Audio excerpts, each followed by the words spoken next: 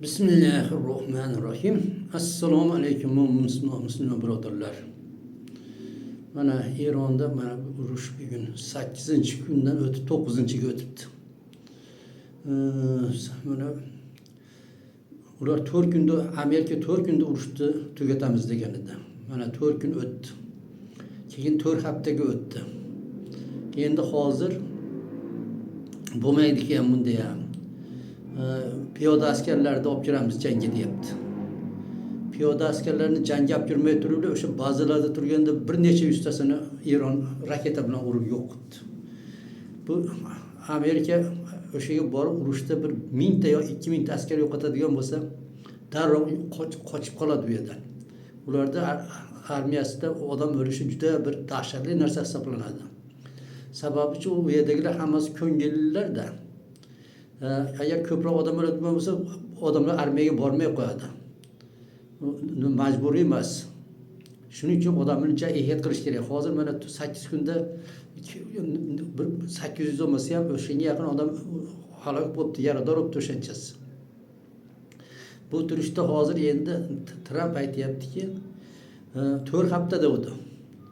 Mana 1 haftadan ozgina o'tib, shuncha o'lgan bo'lsa 4 haftada qirilib ketadi. Sababi uni raketasi tugayapti. Raketa bilan hujum qilyapti, bomba tashlayapti. Nimaniki bo'lsa, Eronniki undan 10 barobar ortiqcha ekan.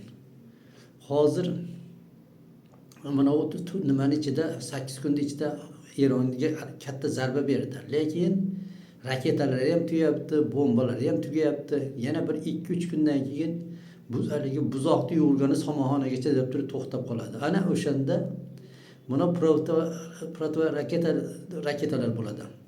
Raketani to'sib qoladigan raketalar bor. Ular ham tugaydi. Tugaganda endi uni ahvoliga haligi maymunlar yig'laydi deb qo'yadi, mushuklar yig'laydi deb qo'yadi. Shunaqa ahvolga tushadigan bo'lib turibdi.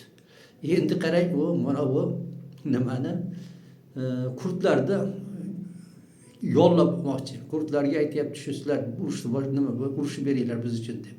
Bo'lmasa u o'zlari nima degan kurdlardan terrorist ekan. Kim u bilan aloqa qiladigan bo'lsa, u terrorist bilan aloqa qildi, uni jazolaydi. Hozir kuni shular yo'qolib turibdi. Ertaga agar shuni qilib turgan bo'lsa, bu orqaga shunaqa qattiq qochishi mumkinki, uni orqasidan quvlab ham yetib bo'lmaydigan bo'lib. Hali Abror qochgan edi Fransiyada, shunaqa qochadiganga o'xshab turib shekilida. Hozir mana u ko'ryapsizlar. Urush bo'ldi. Amerika bu o'zicha juda kuchli davlat deydi. Isroil ham o'zini ham juda kuchli deb hisoblaydi. Mana urushganda bilinib qoldi. 30 mingtalik Hamas, ona 300 mingta armiyasi bor. Dunyoda samolyotdan 2-o'rinda turadi. Amerikadan keyingina turadigan samolyot eng ko'p shu. Bo'lib ham yangi samolyotlar. Unga 30 mingta Hamas bilan urushganda kofir va musulmon hammasi yopirilib yordam berdi.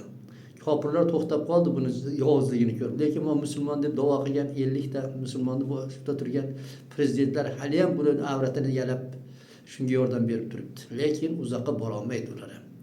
Mana Amerikachi u Eronda xuddi shunday qilaman dedi. Mana kuchi oladigan bo'lsa, o'sha nimalarga kurdlarga yalma o'tirmasdi.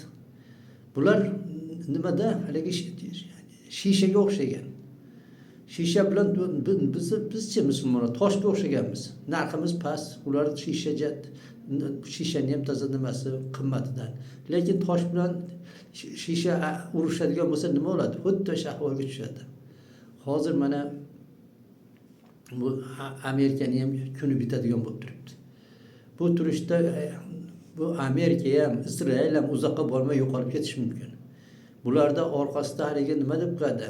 Chaqsa o'qi bor bularni, nima qo'ygan. Odamlarga ko'rinmay turgan.